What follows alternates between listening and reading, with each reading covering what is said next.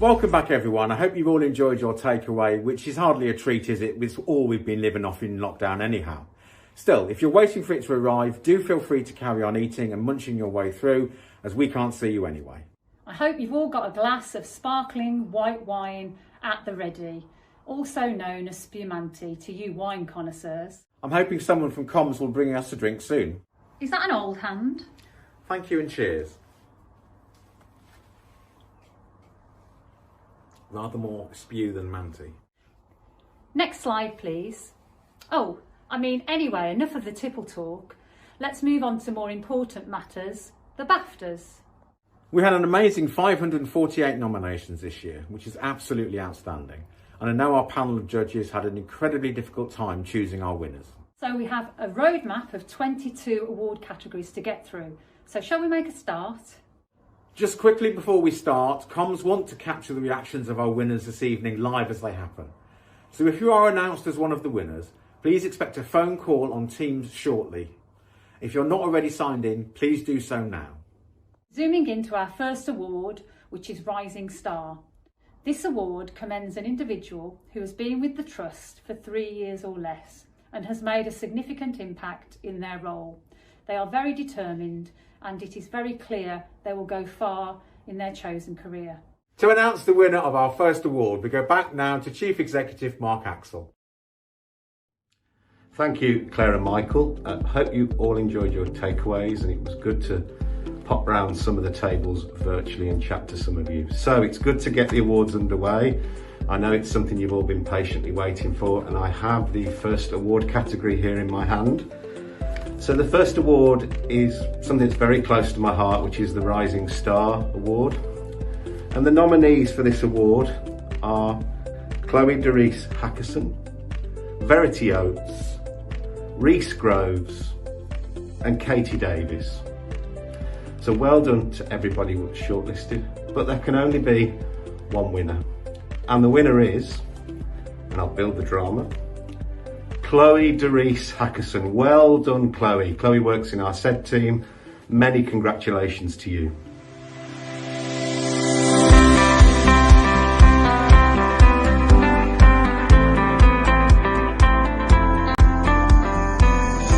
Well done, Chloe. Your nomination talks about how you have gone above and beyond for both your team and our patients, and how you are continuing to shine in your acting up role, a true rising star. Our second award this evening is that for Inspirational Leader. This award recognises someone who leads and empowers others to stretch themselves. What we're looking for here in this award is a role model who lives our trust, vision and values and creates a positive impact in the development of those around them through their leadership style and willingness to help people be the best they can be. To announce the winner of this award, let's welcome our Chief Operating Officer, Chris Masakani. Good evening. The nominees for Inspirational Leader are Kerry Evans, Darren Pandel, Emily Smith and Susan Van Dendron. I'm delighted to announce the winner is Darren Pandel.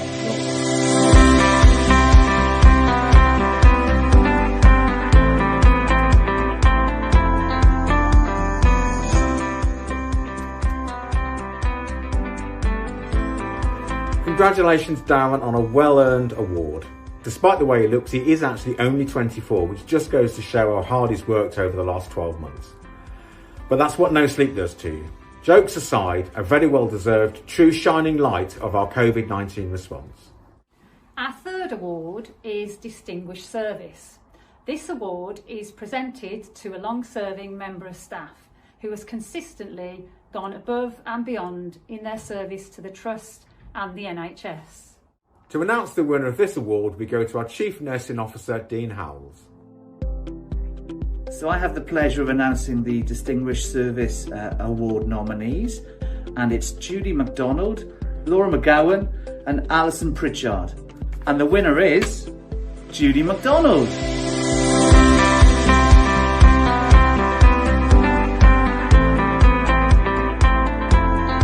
Well, Judy, what can I say? You've won the Distinguished Service Award. It's been an absolute pleasure working with you, and I wish you all the very best for the future. You're awesome. A beautiful lady, inside and out, a guardian angel, are just a couple of the phrases used to describe you, Judy. Your nominations reference your kind, compassionate nature, and after 36 years in the NHS, I think you are truly worthy of this Distinguished Service Award. Congratulations, Judy. It's as well you won that award, because you certainly wouldn't win one for quizzes. On to our fourth award tonight for Clinical Unsung Hero. A clinical member of staff who regularly goes the extra mile to provide excellent service. They frequently go above and beyond the call of duty, demonstrating the trust values and put in additional effort to deliver safe, effective and high quality care. To announce the winner of our Clinical Unsung Hero, please welcome our Chief Medical Officer, Dr. Mark Weaver. It's an absolute pleasure to announce the finalists and the winner in the category of Clinical Unsung Hero. This is for an individual that gets on with their job without any fanfare and without any recognition expected, and it's a fantastically important accolade to receive. The nominees were Nicholas Hill, Amy Mason and Dr. Alexander Zankowski. And the winner is Dr. Alexander Zankowski. Very well.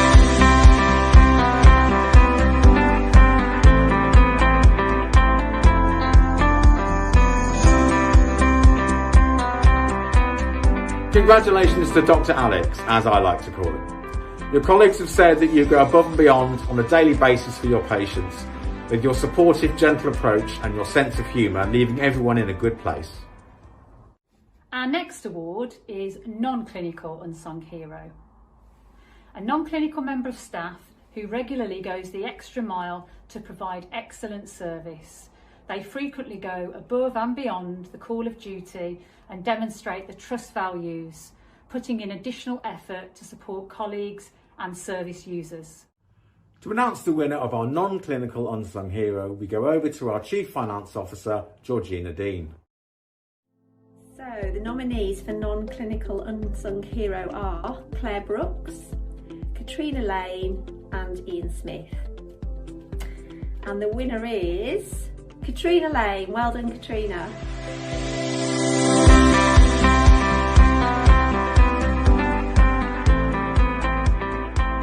Well done, Katrina. You have shown flexibility, determination, professionalism and unfailing support to your team, relocating from one site to another during the COVID-19 pandemic and continually exceeding expectations. I'm sure you are walking on sunshine after being announced the winner of this award. Now move on to our Divisional Star Awards. These awards will be for individuals or teams who have made an exceptional contribution to the work of the division, where they've been innovative, supportive or led positive change. First up is our Divisional Star for Children, Young People and Families. And to present this award, please welcome back our Chief Operating Officer, Chris Masakani.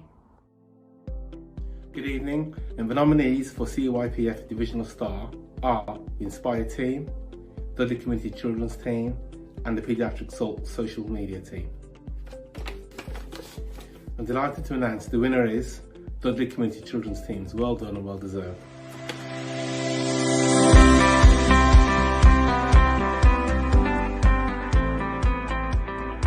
Well done to the Dudley Community Children's team. This team has really embraced new ways of working throughout the pandemic and provided the very best outcomes for some of our most vulnerable children and their families. Our next divisional award is for mental health. To announce our Mental Health Divisional Star, please welcome Director of Partnerships, Marsha Foster. I'm really pleased then to be able to announce the shortlisted finalists and the winner for the category of Divisional Star Mental Health. The finalists are the Hallam Street Leadership Team, the Crisis and Home Treatment Team across the whole Trust, and the Wolverhampton Memory Assessment Service. Well done everybody for being shortlisted. The winner is the Hallam Street Leadership Team. Well done.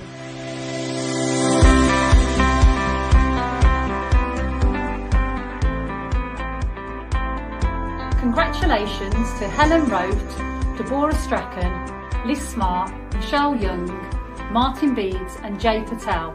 Hallam has hosted one of our Red COVID wards, and the leadership team has been phenomenal with supporting their staff, showing just how powerful operations, clinical and estates can be when working together.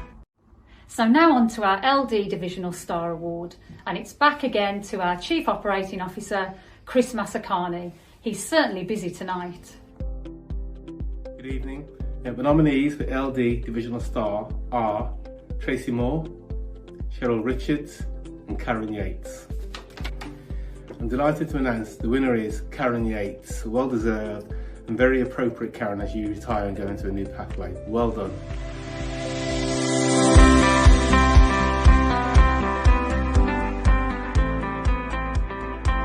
Congratulations to Carol.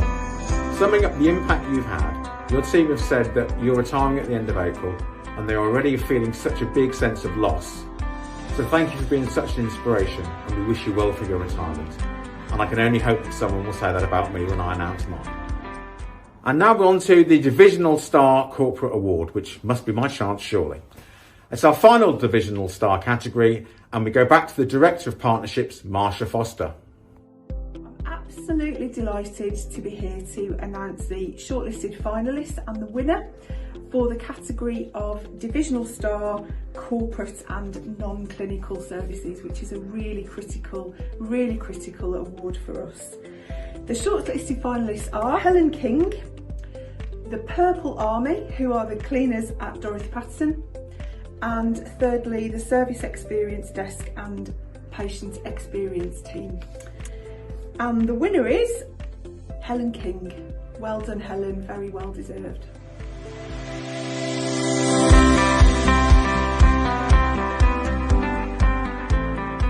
Helen, I think this sums up why you have won this award. Helen is the most diligent person I have had the pleasure to work with. Not only is the quality of her work outstanding, but she is always willing to go the extra mile, and most importantly, does so with a smile. Is just one of the quotes received for your nomination. Congratulations. Well, I suppose there's always next year. Anyhow, on to Award 10, Working in Collaboration. This award recognises an individual team who exemplify working collaboratively with both internal and external teams or departments to improve the services and our patient care. To announce this award, waiting in the wings, our very own Bette Midler, Marsha Foster. I'm absolutely delighted to be able to announce the shortlisted finalists and the winner for the award for Working in Collaboration. The shortlisted finalists are the Employment Services team, the Dudley Early Outcome team, which is Rebecca, Alice, Laura and Alison, Susan Van Genderen and Marcus Leonard, and fourthly, the 24/7 Mental Health Helpline. And I'm absolutely delighted to announce that the winner for the Working in Collaboration Award is the 24/7 Mental Health Helpline. Well done, guys, very well deserved.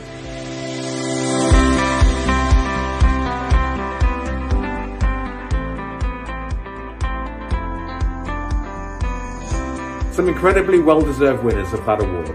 Setting up a service from scratch in less than 2 weeks is a phenomenal effort. The success of the project is due to collaborative working across so many services in the Trust, so well done once again. Our next award is Bank Staff Member of the Year. Where would we be without our bank staff? They have been an incredible support to the Trust this year, and this award is for a bank, agency or temporary staff member whose skills and actions help the Trust exceed quality. To announce the winner of this award is my boss, the incredibly beautiful and talented Director of People, Ashley Williams. Good evening everyone. So I'm really pleased to be announcing the winner of the Bank Member of Staff of the Year. So the shortlisted nominees are Julie Giles, Cherie Grove, Brian Pierce and Ruth Woodley. And the winner is Brian Pierce. Congratulations Brian, well done, fantastic for you.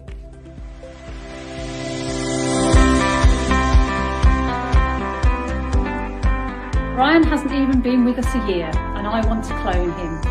Is the first line of Brian's nomination. He has settled into the stores and transport team during such a manic time and is so supportive. Nothing is ever too much trouble. Congratulations, Brian. Over halfway through now, Award 12, Volunteer of the Year. This award is for the volunteer, expert by experience, governor or carer, who has made a major difference to patient, relative, colleagues or teams through their community-spirited commitment. To announce the winner of our Volunteer of the Year award, please welcome back Dean Howells. So I've got the pleasure of announcing the Volunteer of the Year nominees, and it's Pauline Webb, Alex McNutt and Brian Rooney Helm. And the winner is Pauline Webb.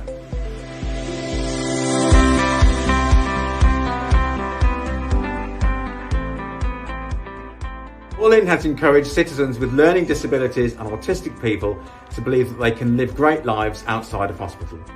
She's an incredible support to our learning disabilities team. They describe her as an absolute star. Our next award is for research and innovation. This award recognises those people who have shown dedication to research and innovation to improve the quality, safety, efficiency and effectiveness of patient care and experience. This could include the introduction of new ways of working, the development of new treatments, the use of new technology, the completion of new research, or innovative resource management that has achieved positive outcomes. To announce the winner of this award, please welcome Director of Strategy, Cully Core Wilson. The nominees for the Research and Innovation Award are Dr. Afghan, Diane Smith and Michelle Seeger, Colin Aldridge and Sam Perry, the Physical Health Siren Team, the Mindfulness Team, Emma Louise, Dr. Nicola Rose, Zita Trabucco and Karen Pickford Perry. And the winners are the Mindfulness Team.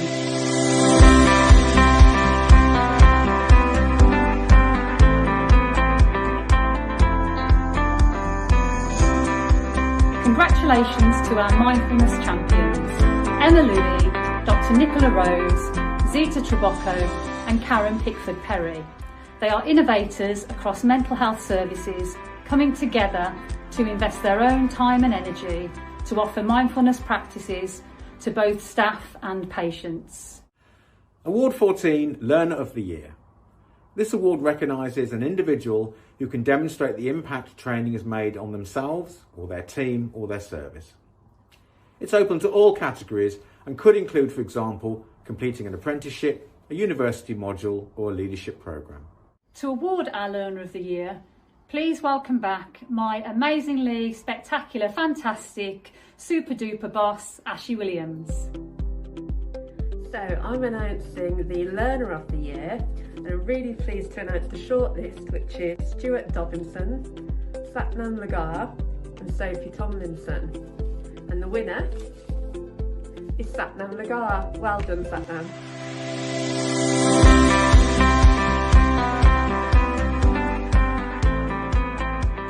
Satnam has used learning for her Leadership Masters programme to support the division with the implementation of health passports for children with complex needs. She is making a real difference to the service and its patient outcomes. Our next award is the Award for Equality and Diversity Champion.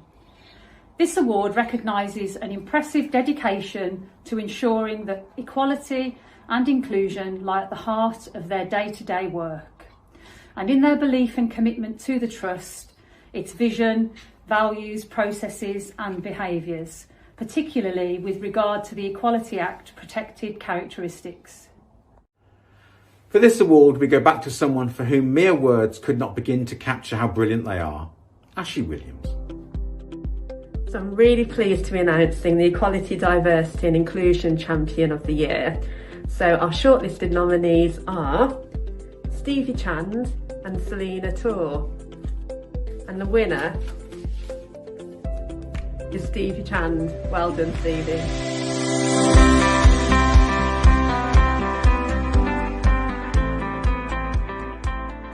Although only in his role for a short time, Stevie has made a huge impact using our trust platforms to highlight the inequalities faced by people who identify as LGBTQ+, doing so in such an engaging and creative way. He certainly has many of us striding with pride. Well done, Stevie. Award 16, Overcoming Adversity, which I should have been in the running for doing this script tonight. This is an award for an individual team who've overcome very significant personal professional challenges to deliver fantastic outcomes. To present this award, we go back to our Chief Executive, Mark Axel. As I said earlier, this year has been like no other, and we've all had challenges to face into. And this award category absolutely recognises this.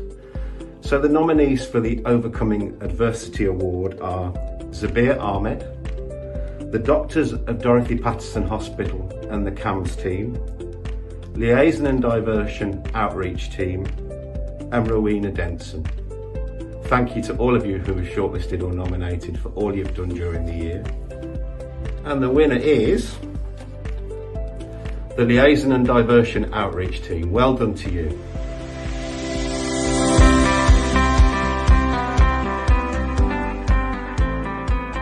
Now this was a team facing multiple challenges, including low morale, broken team relationships and poor cultures. However, the team has worked together on these issues and is now reinvigorated and re-energised. It's come back stronger and happier to the benefit of both its staff and the patients. Well done, L&D Outreach team. Please keep up the good work. To our next award now, which is the Patients' Choice Award. This award is nominated by the patients and our service users. To announce the winner, please welcome back Dr. Mark Weaver. Absolute privilege to announce the finalists and the winner in the category of the Patients' Choice Award. This is such an important award because it's voted for by the people that use our services. And it was a delight to see so many of our colleagues in this category who were nominated by the people that they look after and serve. The finalists were Ross Jones, Nadine Sidaway and Tim Adams. And the winner is Tim Adams. Very well done.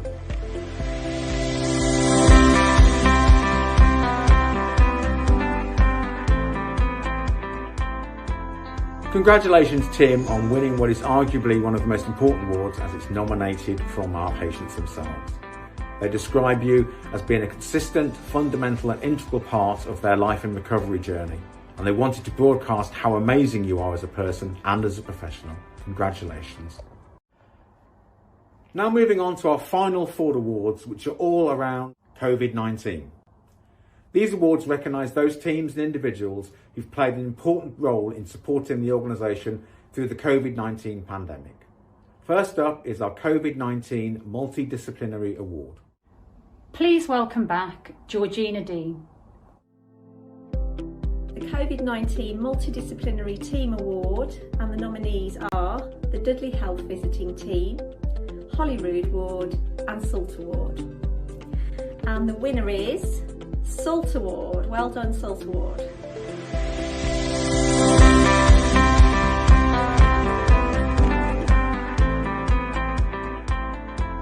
Congratulations, Salt Award. You've completely embraced all of the changes and challenges that have been thrown your way during the pandemic. You've worked together as a team to overcome all of them, with the patients at the heart of everything you've done. Well done. And now to present our COVID Non-Clinical Team Award, we're going back to Cully Core Wilson. So the nominees for the COVID-19 non-clinical team are the communication team, Edward Street Housekeeping, IT and the temporary staffing team. And the winner is Edward Street Housekeeping. Well done.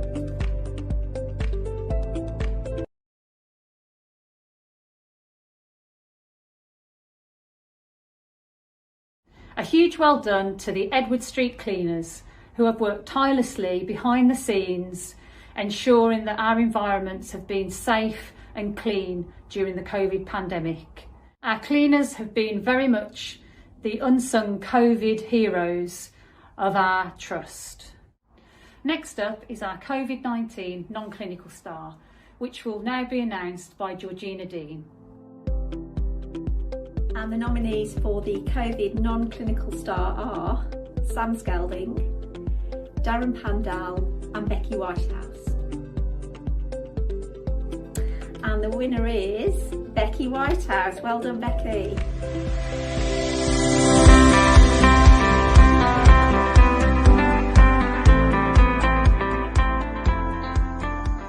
Well done, Becky. Those who know who you are really know how hard you work for this trust and how much you are deserving of this award. Becky works tirelessly behind the scenes of our incident management team. Nothing has been too much trouble. She has gone over and above and has worked incredibly long hours to support the organisation. And if you think you've never heard of Becky or don't know what she does, then put it this way. If you've been vaccinated, she's probably the one who arranged to get it done. Congratulations everyone, you've made it to the end, and this is our final award, the COVID Clinical Star Award. To announce this last award, we're going over to Dr. Mark Weaver. I'm delighted to announce the finalists and the winner in the category of the COVID-19 Clinical Star Award. This is for the person that's done an incredibly good job, a fantastic job in the clinical arena during the COVID pandemic. And the finalists were Helen Barnfield, Dr. Usman Khalid and Nicola Roberts. And the winner is Dr. Usman Khalid. Very well done.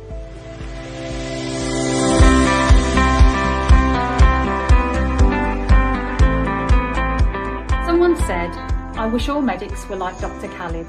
He's a great role model and leader for supporting and leading teams safely during the pandemic, and always puts his staff and patients at the heart of what he does."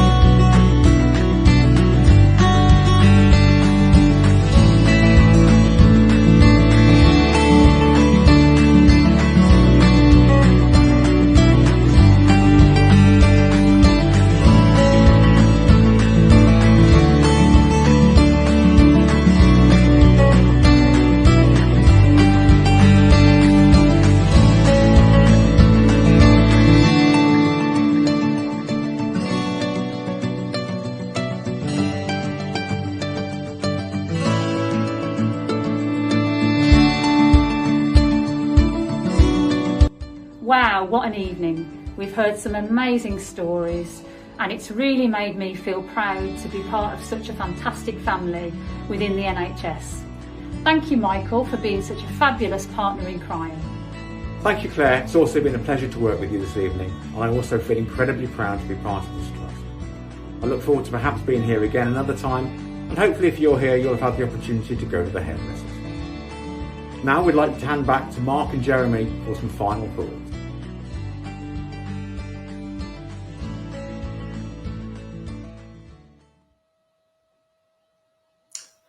Okay, hopefully we are live, and what a great celebration and video, and well done to everybody. A huge thank you to Claire and to Michael to comparing us through the awards. Before I say a few words, we do have one more award to present, and I'd like to hand over to Jeremy Vaines, our chairman, to present that award. Jeremy, over to you. Thank you very much, Mark. I have the great pleasure of giving an Outstanding Service Award to Mel Passmore, the lead governor for the Foundation Trust.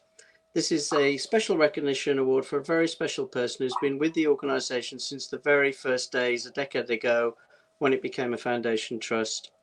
The role of being a Foundation Trust governor is quite unusual, often misunderstood, and being the lead governor is probably even more harder to define and successfully practiced. But the governors and the lead governor are, in constitutional law, some of the most powerful people in the organisation, in that they appoint the chair, the non-executives, who are the voting members, the controlling group of people ultimately on the board. So a very powerful role. But actually, it's a very part-time role, and it's an unpaid voluntary role, requiring great skill in diplomacy, particularly when things go a bit dodgy or they're controversial, and you're always working with, quite powerful groups of people. In my experience, the lead governors don't last very long in certain foundation trusts, and for ours to last 9 years is simply remarkable, and quite a long period of time in a leadership position in the modern NHS.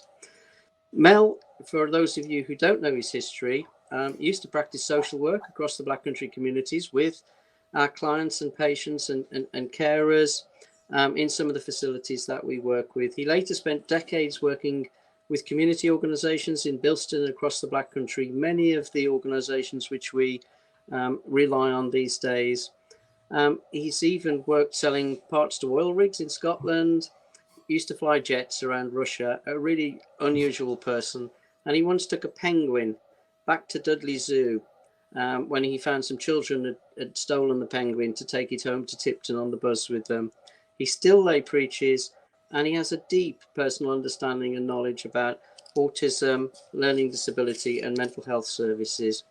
But above all, and I'm sure many of you who've met Mel will know, he has the great ability to listen to people from all backgrounds with the generosity that everyone deserves, and to inspire people to do more for themselves and for others.